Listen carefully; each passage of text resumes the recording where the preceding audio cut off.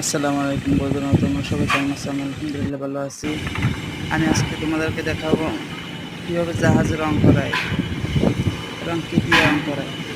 এটা হলো জাহাজের কার্গো হোল্ড। এখানে আমরা রং করাইতেছি এয়ারলেস স্প্রে দিয়ে।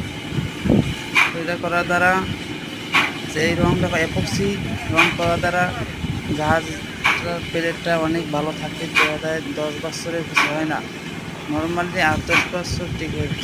এটা বাজারের এপক্সি টুপের রং, বার্না 1500।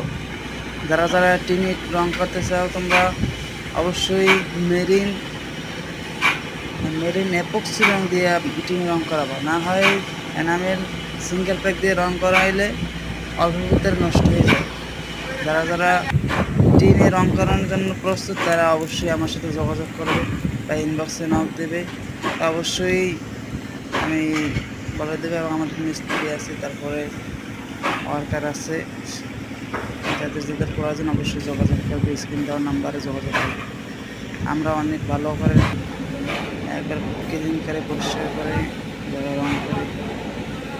হলো বসুন্ধরার জাহাজ।